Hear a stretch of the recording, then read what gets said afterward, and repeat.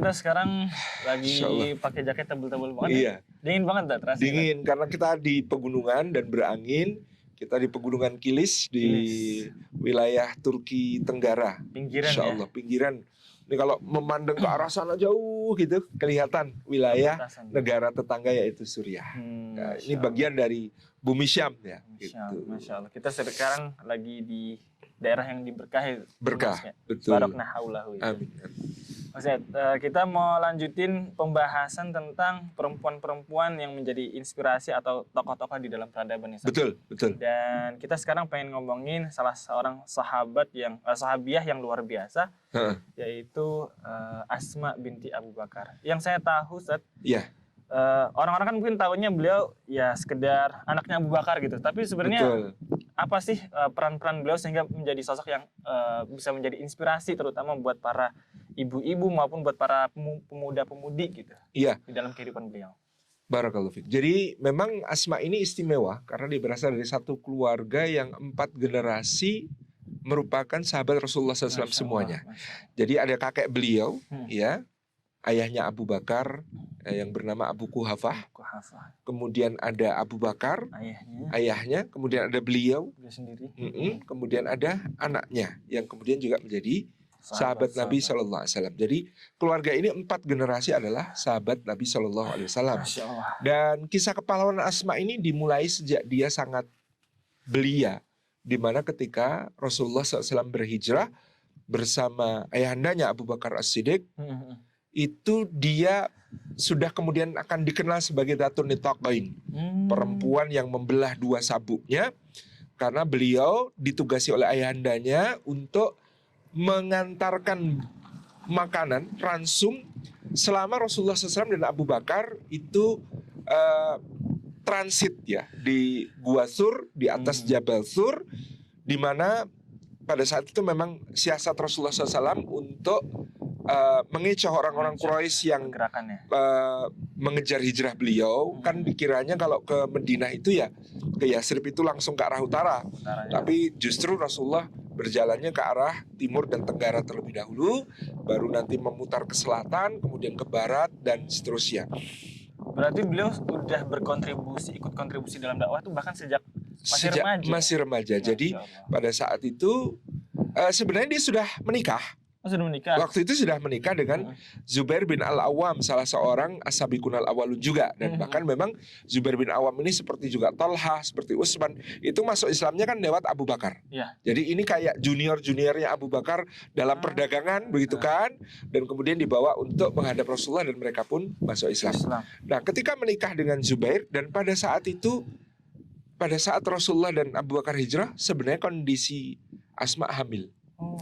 Maka kenapa dia membelah sabuknya itu ketika dia harus mengantarkan bekal ke atas Jabal Sur, mendaki gunung batu yang batu-batunya sangat tajam, keras, dan jalurnya sangat terjal, curam sekali itu beliau mengkhawatirkan kandungannya. Sehingga kemudian sabuk yang semula dia pakai untuk mengikat perutnya supaya kandungannya ini stabil begitu ya, itu karena dia memerlukan untuk membawa bekalnya, sementara nggak mungkin dipegang dengan 2 tangan untuk mendaki bukit.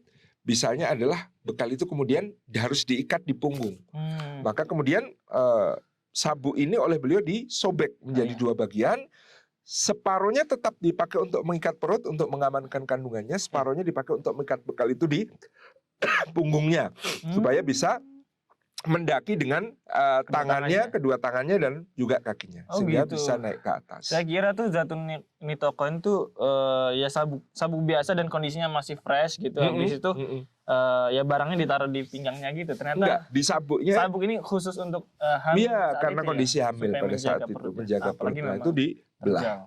Memang jalannya terjal. Jadi bentuknya seperti kain agak lebar begitu. Kalau kita selendang ya mungkin seperti itu. Kemudian sabuk yang kita kenal sekarang ya. Kemudian dibelah menjadi 2, satu untuk tetap mengikat perut, satu untuk dibawa naik.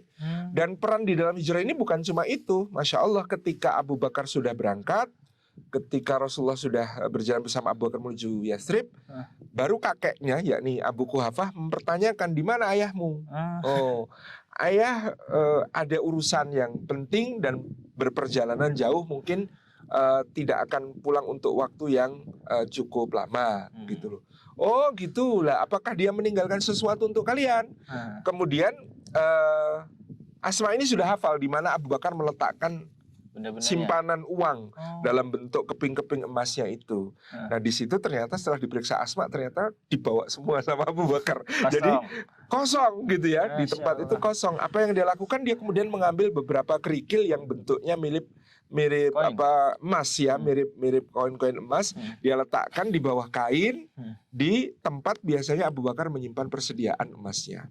Maka kemudian kakeknya ini karena sudah agak rabun matanya dan pada waktu itu suasana gelap, oleh Asma dicoba kakek sini periksa kotak simpanan ayah, coba kakek. Kemudian tangannya Abu Ghafa ini dituntun untuk merabat tempat itu dan kemudian Abu Ghafa menemukan di bawah kain masih ada banyak barang yang ditinggalkan, sehingga kemudian dia mengatakan, baguslah kalau begitu ayah kalian meninggalkan banyak barang untuk kalian, banyak persediaan untuk kalian.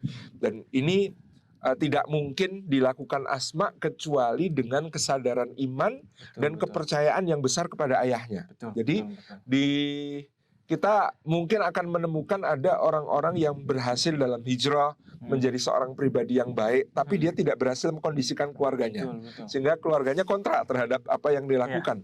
Tapi Asma ini dididik oleh ayahnya dengan luar biasa, sehingga apa yang dilakukan ayahnya dia support sepenuhnya, dia percaya meskipun tidak ditinggali apapun di rumah, dia bisa menghibur kakeknya dalam keadaan seperti itu, dan kemudian meyakinkan bahwa keluarga kita ini dalam keadaan baik, gitu ya. Jadi tidak ada masalah meskipun ditinggalkan oleh ayah Abu Bakar, meskipun untuk jangka waktu yang lama. Itu peran yang luar biasa. Kalau Asma tidak begitu, ini keluarga Abu Bakar bisa ribut. Betul. Malah bisa memprovokasi ayahnya atau keluarga yang lain ya. Betul, bisa jadi akan menjadi sebuah menelantarkan, meninggalkan tanpa tanggung jawab dan lain sebagainya. Jadi ini hebatnya Asma sebagai seorang putri dalam menjaga marwah ayahnya di hadapan keluarga, termasuk di depan kakeknya, gitu ya, dan melindungi misi Islam, yakni bahwa ayahnya ini membawa duit, semua dibawa dari rumah, ini bukan untuk hal-hal yang negatif, tapi untuk mendukung perjuangan Rasulullah SAW untuk dakwah dan lain sebagainya. Jadi itu peran Asma yang luar biasa. Kemudian setelah itu nantinya Asma juga akan menyusul hijrah ke Al-Madinatul Munawwarah. Dan pada saat itu di Madinah ketika Rasulullah datang, salah satu propaganda orang-orang Yahudi adalah kami sudah menyihir semua orang yang datang hijrah dari Mekah, ini nanti pasti akan mandul. Kayak gitu propaganda. Iya, propagandanya. Kalau dia hamil pasti keguguran. Kalau anaknya lahir pasti mati. Jadi mereka mengatakan, memprovokasi penduduk Madinah, ini orang-orang dari Mekah ini akan merepotkan kalian. Ini orang-orang dari Mekah ini bawa sial. Ini orang-orang dari Mekah ini akan menjadi bahaya di masa depan. Ini orang-orang dari Mekah ini kayak kamu melihara anjing, nanti kalau sudah gede dia akan menggigit kamu. Maka kami, kata orang-orang Yahudi, akan membela kamu. Kami akan sudah kerahkan tukang sihir untuk menyihir mereka. Nah, mereka semua akan mandul. Ya, nanti yang hamil akan keguguran, nanti yang melahirkan anaknya akan mati. Gitu. Nah, ternyata waktu itu Asma tiba di Madinah, 3 hari kemudian dia persalinan. Masya Allah. Dan lahirlah Abdullah bin Zubair, yang kemudian menjadi putra pertama dari Asma dan Zubair bin Al-Awwam pada saat itu. Dan Zubair ini istimewa karena kelahirannya begitu sehat, tangisnya sangat kencang, dan kemudian dia tampak udah kokoh dan perkasa dari bayi kuat gitu. Sehingga ini membatalkan semua klaim orang-orang Yahudi tentang mereka sudah menyihir atau mereka sudah membikin mandul dan membikin semua anak akan keguguran, bayi akan keguguran atau anak lahir akan mati. Ternyata ini anak yang sangat-sangat sehat, kuat. Dan bahkan ada satu riwayat, meskipun dhaif tapi namanya dalam sirah kadang-kadang kan riwayat dhaif masih dipakai untuk melengkapi cerita. Konon Abdullah bin Zubair itu ketika lahir, kalau bayi lain itu nangisnya itu mungkin kata nggak jelas, atau mungkin kata umi atau kata apa gitu ya, yang spontan dari lisannya. Abdullah bin Zubair itu ketika lahir yang terucap sambil nangisnya itu Saif, pedang gitu ya, menunjukkan dia akan menjadi seorang yang pemberani, seorang yang luar biasa. Nah inilah putra pertama dari Asma binti Abu Bakar dari suaminya yakni Zubair bin Al-Awwam radhiyallahu anhu. Nah, di Madinah sendiri Asma tentu menjadi istri dari seorang pejuang besar yang dijuluki sebagai Hawari Rasulillah sallallahu alaihi wasallam. Sahabat. Hawari itu kan pengikut setia.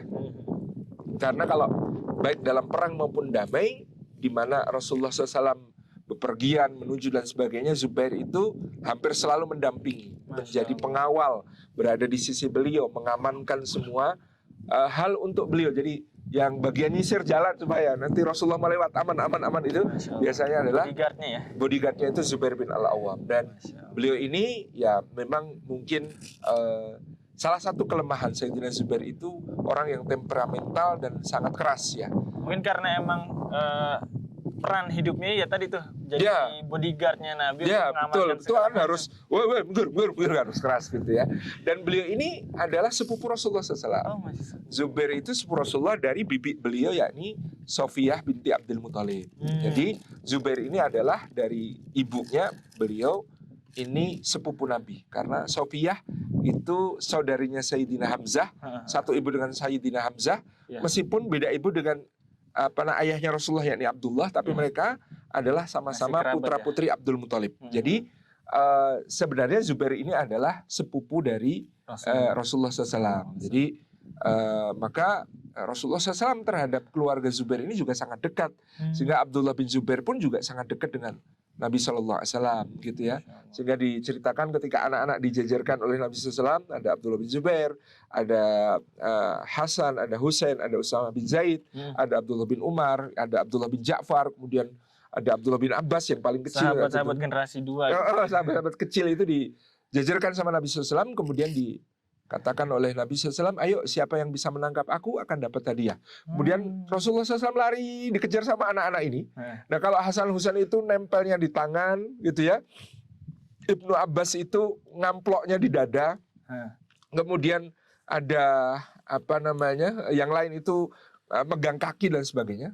Konon itu Abdullah bin Zubair itu loncat kemudian megang kepala. Masya Allah. Gitu ya, loncat kemudian meluk kepala Nabi Sallallahu Alaihi Wasallam. Ini yang berarti ya turunan ayah ibunya. Iya, yang luar biasa, kuat Masya sekali. Ini keluarga ini demikian sampai kemudian Abdullah punya adik namanya Mus'ab bin Zubair, kemudian punya adik lagi namanya adalah Urwah bin Zubair. Ternyata qadarullah wa masya'a fa'al, pernikahan antara Sayyidina Zubair bin Al-Awwam dengan Asma binti Abi Bakar ini tidak berjalan mulus karena tadi sifat dan temperamen Sayyidina Zubair yang keras dan kasar, sampai kemudian pada suatu saat beliau pernah dipukul oleh suaminya dan lain sebagainya, sehingga ketika kedua suami istri satu saat bertengkar sampai Sayyidina Zubair melakukan satu hal yang kasar kepada ibunda Asma ya, pada Asma binti Abi Bakar, maka pada saat itu putranya yakni Abdullah ini sedang ada di luar, kemudian mengatakan, berhenti, apa yang kamu lakukan ayah kepada ibu, apa yang ayah lakukan kepada ibu, jangan sakiti ibu gitu ya. Maka kemudian kamu anak kecil jangan ikut campur gitu ya, kamu anak jangan ikut campur gitu ya. Kemudian Abdullah, aku akan masuk kalau begitu, aku akan melerai kalian. Nah kemudian diceritakan bahwa Zubair bin Al-Awwam kemudian bersumpah, demi Allah kalau sampai kamu masuk ke rumah ibumu ini tercerai dariku. Nah, itu kan sumpah yang menjadi konsekuensinya akan terjadi talak gitu. Dan Abdullah bin Zubair, apa yang menghalangiku kata dia dari melindungi ibuku dalam perkara ini. Akhirnya kemudian dia maksa masuk, dan karena Abdullah bin Zubair masuk, maka konsekuensinya adalah Asma kemudian tercerai dari Zubair bin Al-Awwam. Itu setelah berapa lama Ustaz? Setelah 23 tahun pernikahan. Jadi kita bisa bayangkan ketika itu mungkin usianya Abdullah bin Zubair mungkin sekira 20-an tahun ya. Dan jarak antara dia dan adik-adiknya agak jauh-jauh. Oh. Ya, sehingga adiknya masih kecil-kecil. Mus'ab dan Urwah itu tidak termasuk sahabat karena tidak berjumpa Rasulullah. Jadi kita membayangkan jarak antara Abdullah dengan adiknya itu lebih dari 10 tahun. Iya. Jadi karena kemudian beliau lahir di awal hijrah. Iya, kalau Abdullah lahir di awal hijrah, sementara adik-adiknya ini lahir sudah Rasulullah wafat. Berarti itu setelah 10 tahun. Rasulullah kan jaraknya lebih dari 10 tahun. Itu yang kemudian kita lihat di situ. Kemudian dalam masa ketika Rasulullah SAW masih hidup, salah satu kisah terkenal dari Asma ini kalungnya. Kalungnya kan pernah dipinjam Bunda Aisyah. Dalam satu perjalanan ketika Ibunda kita Aisyah mendapatkan giliran untuk menemani Rasulullah. Kan dengan Rasulullah sukanya mengundi ya siapa yang kali ini ikut. Nah, dalam salah satu peperangan ya kalung Ibunda Asma yang dipinjam Ibunda Aisyah inilah awal dari peristiwa Hadisul Ifk. Ya, gitu ya. Asal-usulnya kan pinjam kalung, dibawa dalam satu perjalanan. Ketika satu kemah, Ibunda kita Aisyah mau ke khala ya, ke toilet yang jauh begitu. Kalungnya dibawa. Nah, ketika kemudian balik ke perkemahan baru nyadar kalungnya tadi dilepas, ketinggalan. Akhirnya Ibunda kita Aisyah balik nyari kalungnya.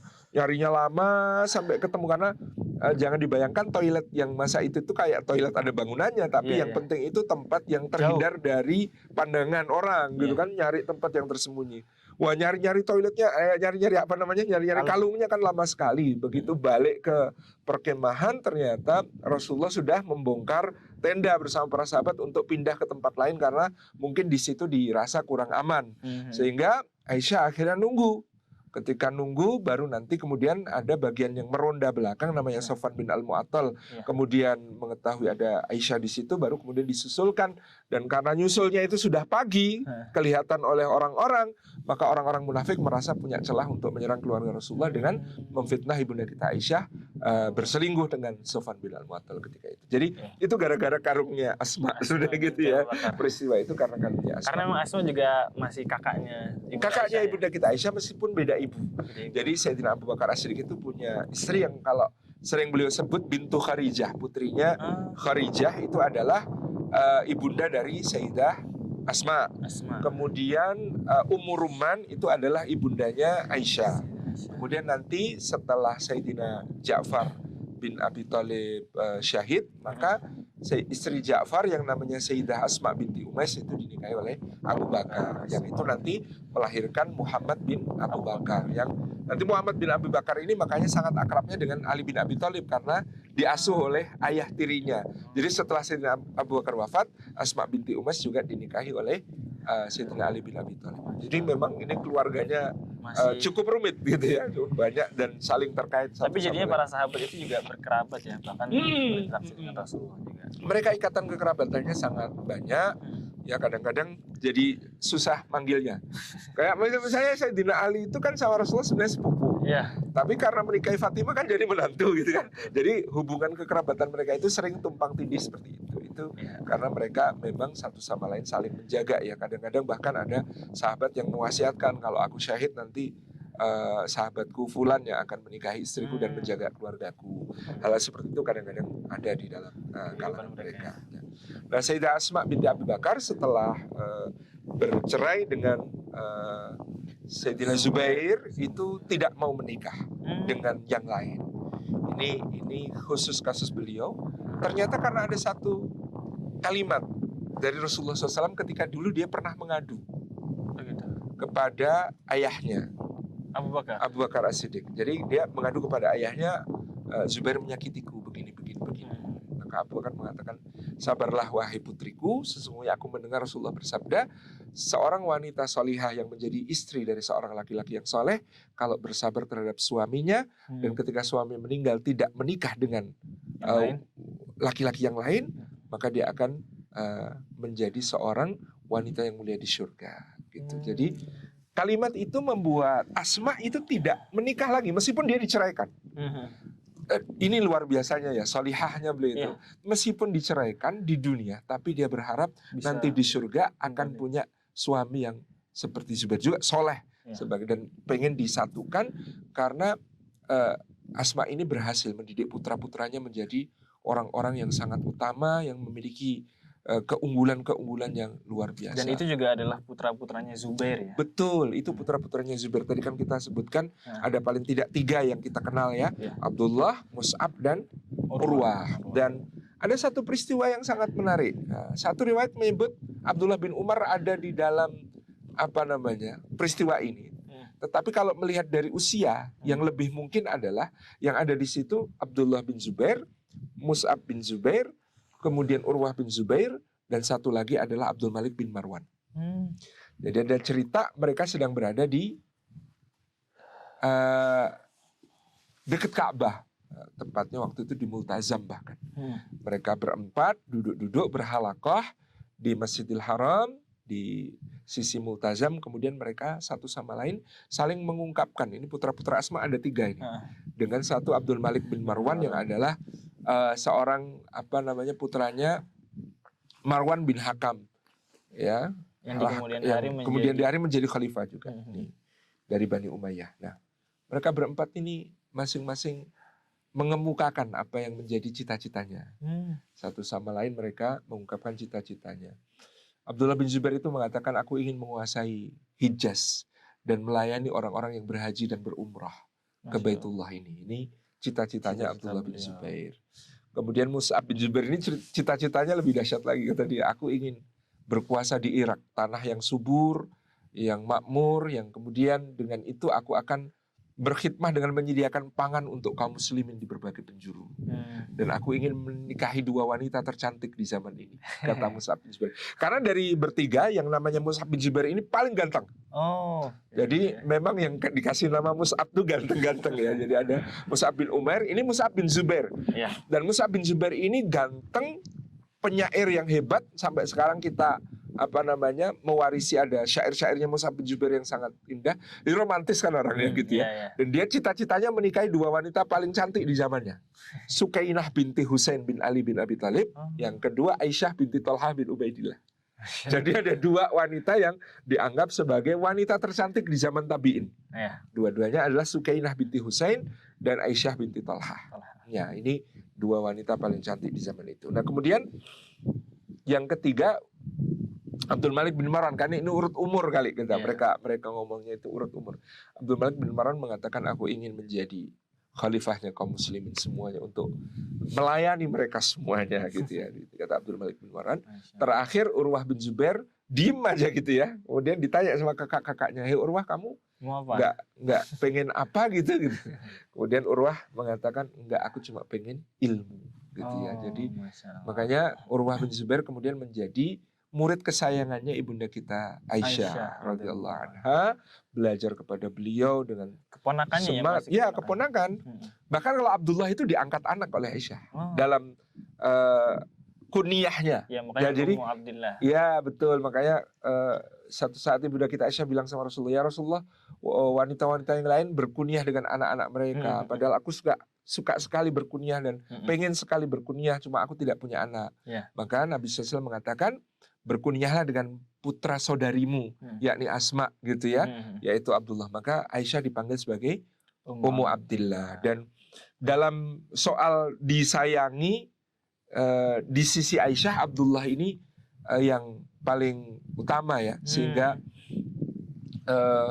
kadang-kadang kalau Aisyah marah gitu ya, marahnya kalau sama yang disayangi itu kan biasanya lebih parah daripada yang biasa-biasa saja. Sehingga satu saat Abdullah bin Zubair itu sampai minta bantuan, termasuk ke adiknya Urwah dan beberapa murid Aisyah yang lain.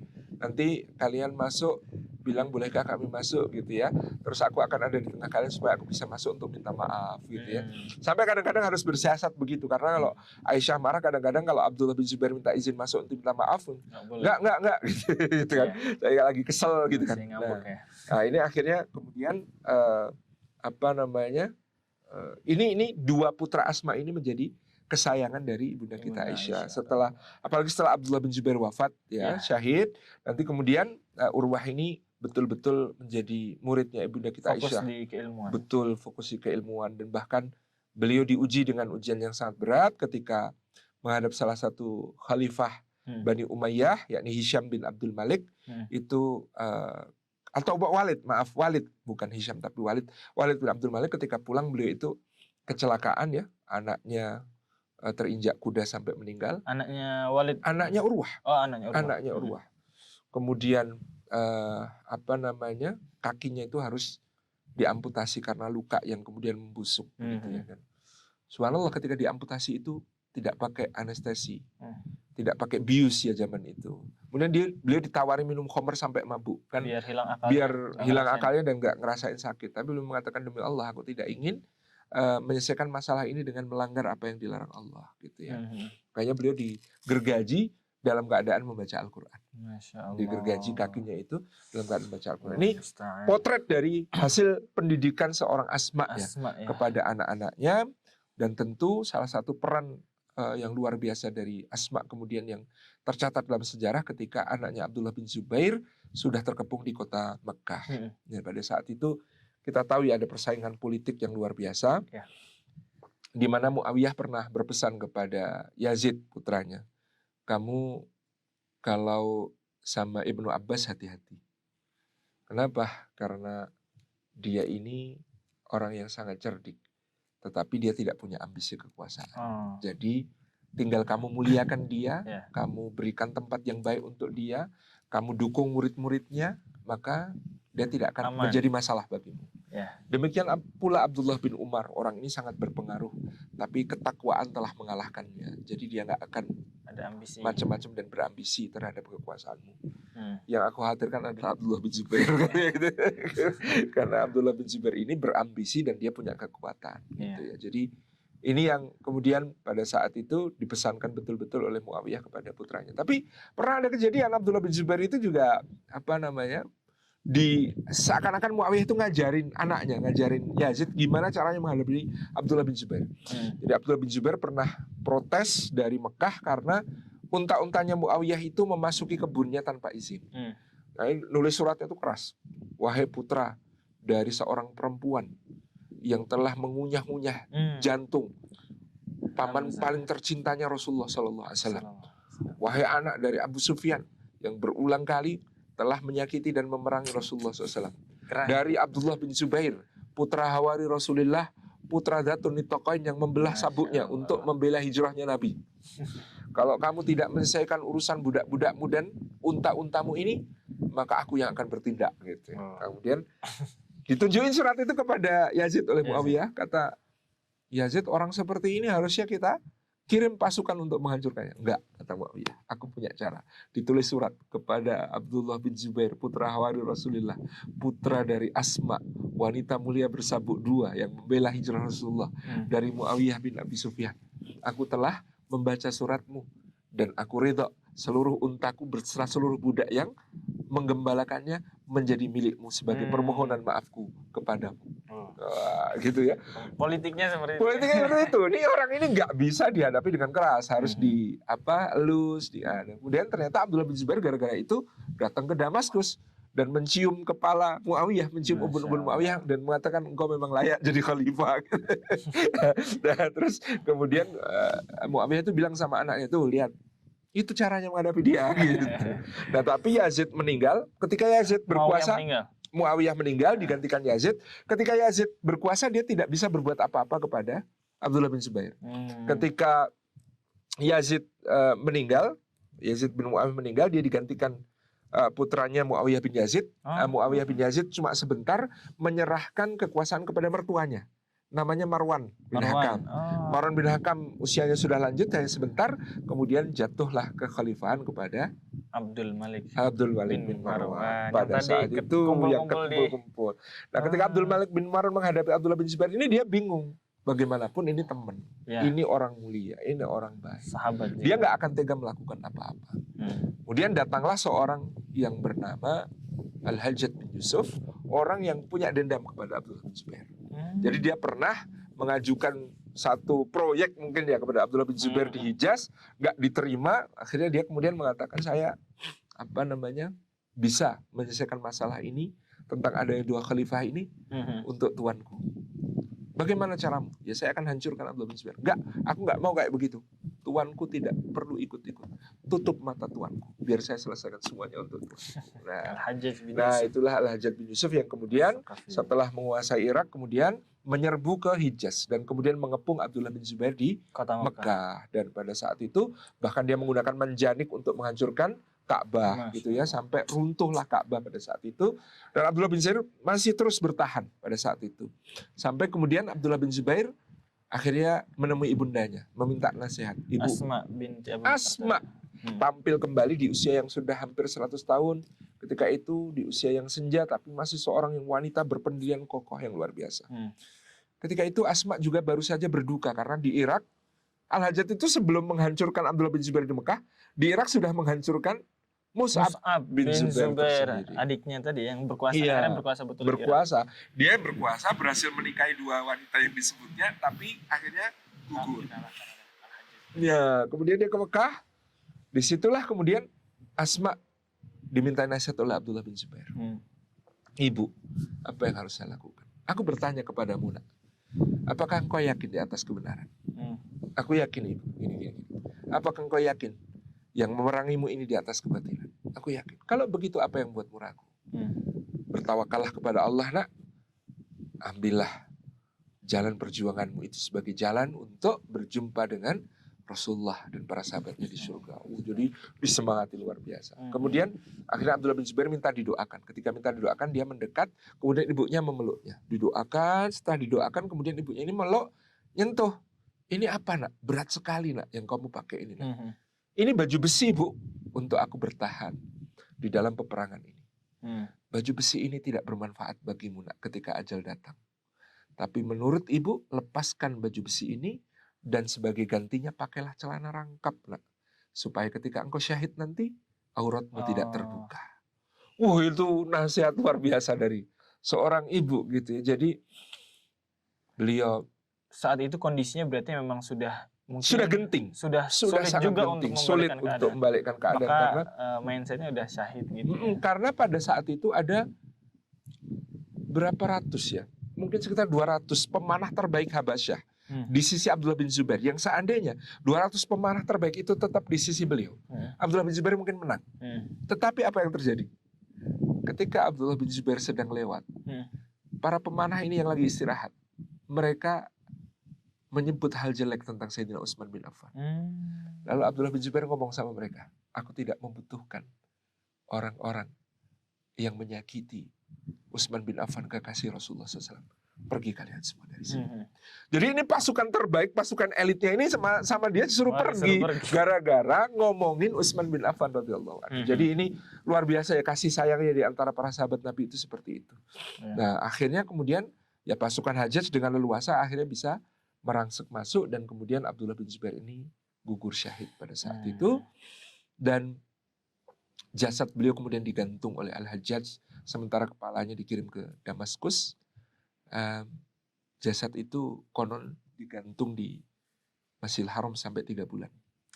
Dan selama 3 bulan itu jasad inilah yang menjadi parfumnya Masjidil Haram karena mengeluarkan baru harum yang semerbak di seluruh Masjidil Haram.